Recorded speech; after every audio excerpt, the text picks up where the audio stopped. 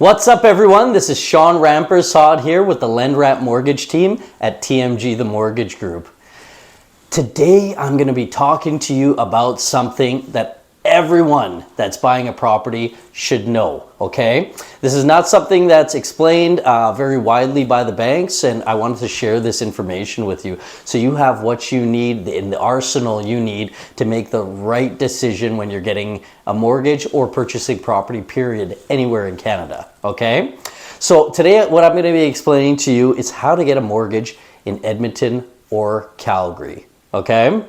I'm going to be breaking it down step by step. So number one, collect your income documents up front. Okay, so before you call your bank, before you call a mortgage broker, before you call anybody, if you want this situation to be as stress-free as possible, you can start doing things ahead of time. Okay, so number one, call your HR department and ask them for an employment letter. Sometimes HR departments take days, sometimes it's weeks to get this information. So you don't want to have your broker asking for it during the time where you already have an offer in place. It just wouldn't make sense, because then you're holding things up from moving forward, and it can be very stressful on you because your broker will be calling you all the time, or your banker, saying, hey, Joe, where's the employment letter? I need the employment letter to verify your income. We can't remove conditions without income verification. So I would say get the employment letter,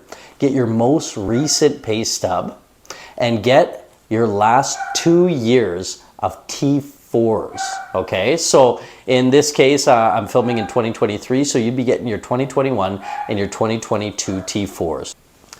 The second thing you need to do is you need to choose who you're going to be dealing with. So,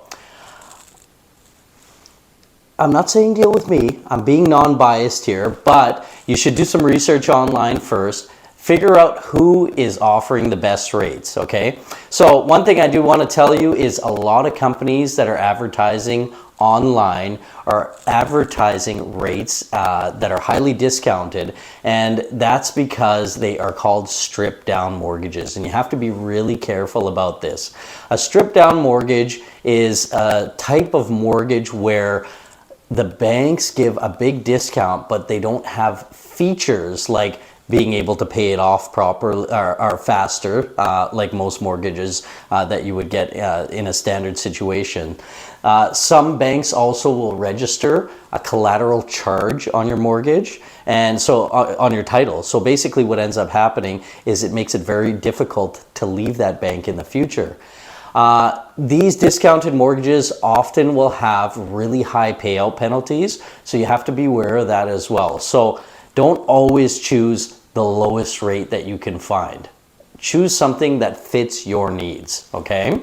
So what I would do after you do some research online, because you're educating yourself, is ask your real estate agent if they know a good mortgage broker. You may also want to talk to your bank and see what they have to offer, but I would compare all of these things side by side and see what fits you the best. Then ask the mortgage broker, what are your pros and cons? Ask the bank, what's your pros and cons as well? And try to find a medium at what suits, in a situation that suits you right. Okay, so be totally non-biased about it, because who cares about the bank? You should only care about paying the least amount of interest as possible and paying that mortgage off as soon as you possibly can. Okay. Other places you can look for the mortgage is online on Facebook groups, that type of thing. You might be able to find a good broker there or a good banker.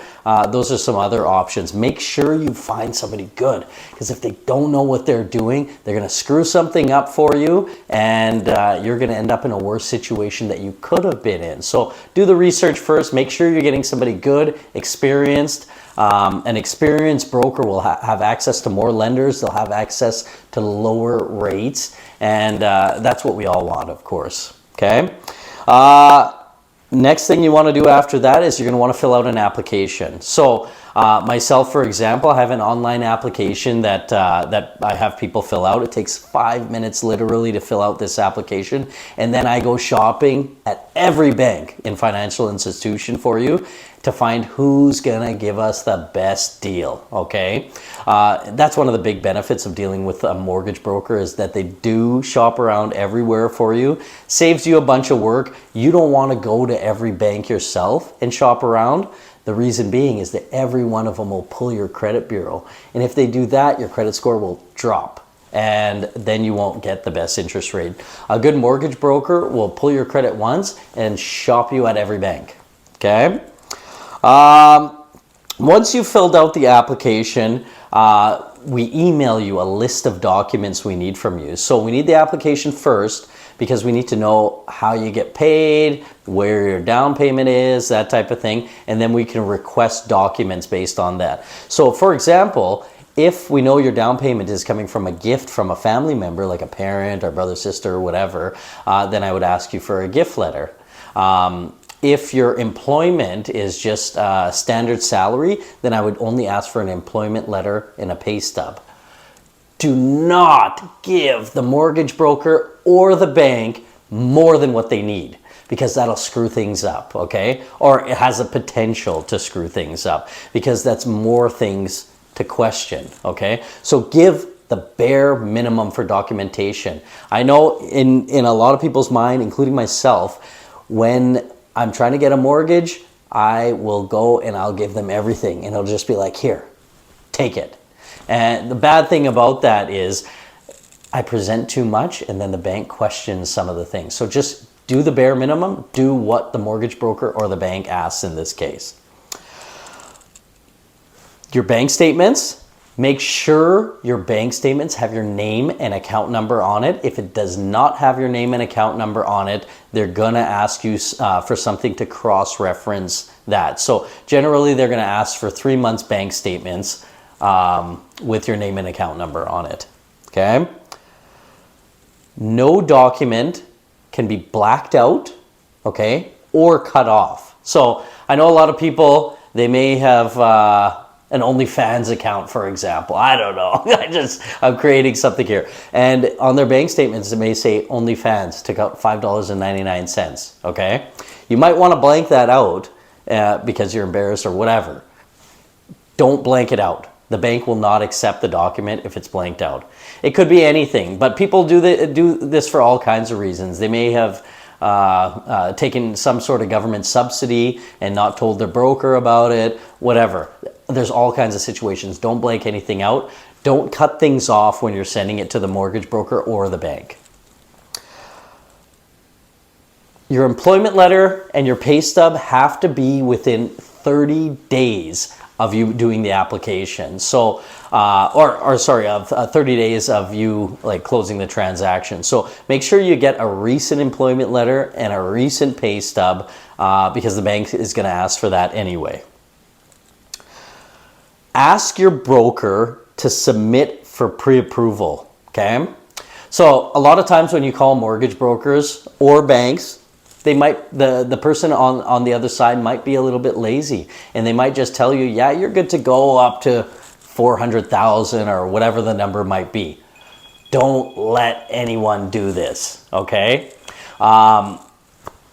That's fine if they tell you that, but get it in writing. Get them to get an actual pre-approval from one of the banks, because it does a few things for you. One, it will hold a rate for you for 90 days or 120 days, depending on the bank, which is absolutely huge. So if there's a spike in interest rates, you're covered, okay? You worry about your own self in this situation, because you don't know always who you're dealing with and if they have your best interests at heart. You have your best interests at heart. Or call me, let me help you do the mortgage. I have your best interests at heart.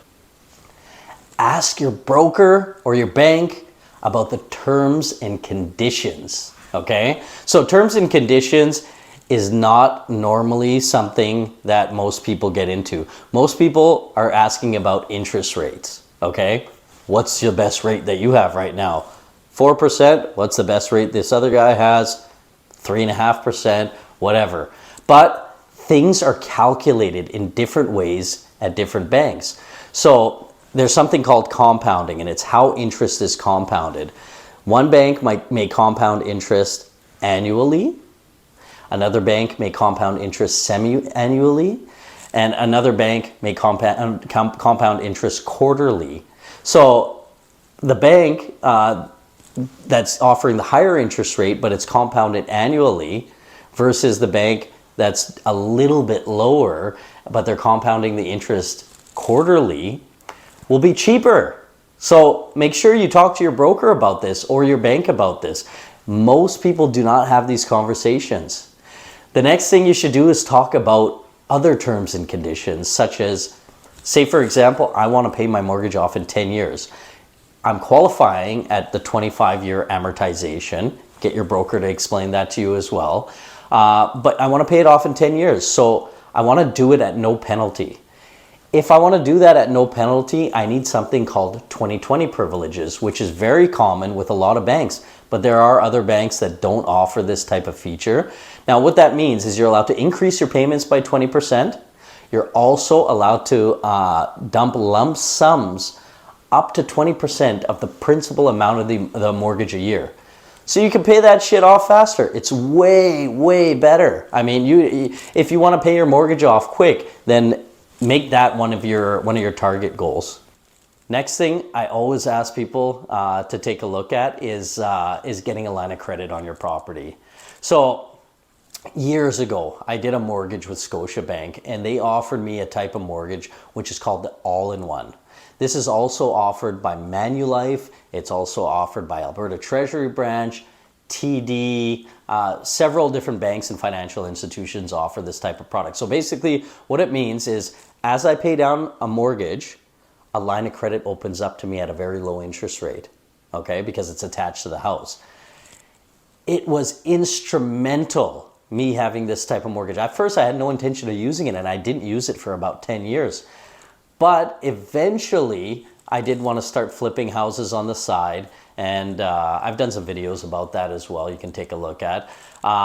The line of credit helped me huge to achieve the type of goals I've had. I also built a house using the line of credit that opened up to me. I didn't need it for a long time, but I made use out of it, and it made me money. So ask your broker about that if that's a product that's going to be available to you, because it's huge. I mean, it's a life-changing, game-changing product. Shop for a property with an aggressive real estate agent, okay? So now you've done the groundwork, you know what kind of product you want, you know that you have your pre-approval in place, you know that you're actually going to qualify.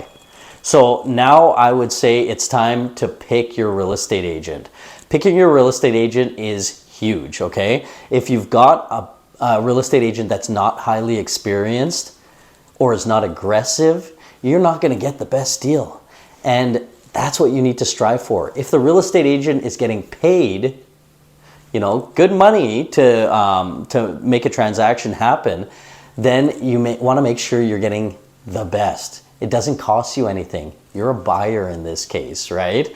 So you do not have to pay a real estate agent. So you should be picking the best of the best in the area that you want to look. Now, if you need a recommendation on who is a fantastic real estate agent or who's aggressive for your area, please give me a call. I know, and it's non-biased. I'm not a realtor or anything like that. I'm a mortgage broker. But I deal with all kinds of real estate agents all over. So let me know if you need assistance with that, and I can help you pick a real estate agent. So now, once you've picked out a property that you like, you're going to want to put an offer in on that property. So you're going to get your real estate agent to write up the paperwork on their MLS paperwork, okay, or their realtor paperwork. You want to make sure your real estate agent is covered under insurance just in case anything goes wrong. All the good real estate agents are, and most municipalities make it mandatory that they have insurance, okay? So now you go and make your offer. The seller signs off on your offer and everything's approved. What do you do then? I need to get the paperwork then, okay? So either you or your real estate agent should be emailing me or your broker or your bank the MLS listing and the offer to purchase, okay? Those are the two things they need to get things moving for you right away. And things have to move pretty quick. You're gonna have a condition day, okay? A day that you have to have everything complete by. And if you don't have everything complete, such as your financing, by this day, the deal falls apart, okay? Or you have to ask for an extension, which they may or may not grant you. So at that point, I would try to get that documentation into your mortgage broker as soon as possible, just so they can get that submitted off to the bank right away. You want to give your mortgage broker enough time to go and shop around and get you the best product possible. At this stage, your broker's getting ready to send things to the bank. You have to let them know if there's anything you need that has not been brought up or provided. So one thing that you may be talking about, let's say you want to develop your basement or you want to build a garage suite on the property before you move in. So one of the things you can do is you can sign up for a program called Purchase Plus Improvements. If you sign up for the Purchase Plus Improvements program, you can get up to $100,000 to do improvements on the property, even if you're putting 5% down.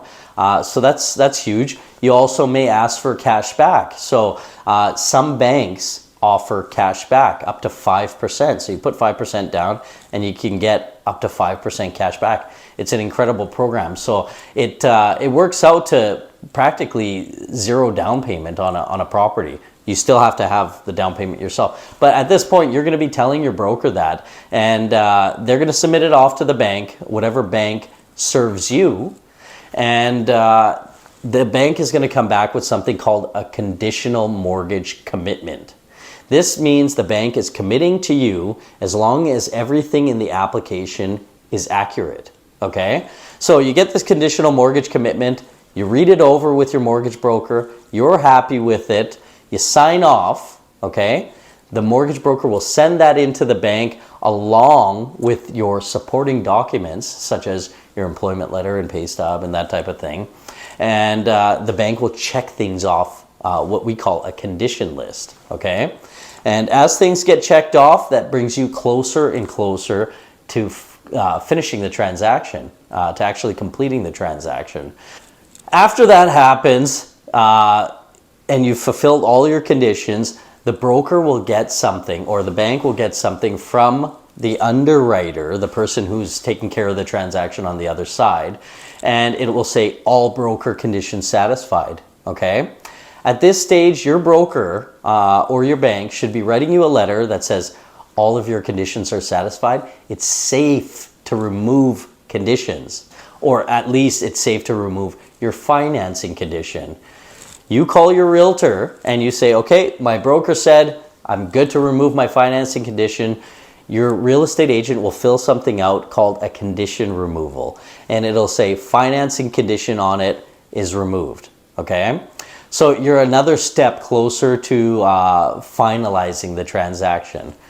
Once that's done, your mortgage broker or your bank will instruct your lawyer. So they're going to tell your lawyer what documentation needs to be signed off on and that type of thing. And the lawyer is going to call you to come in. You go into the law office, you sign your paperwork off, and you're done. You own a house.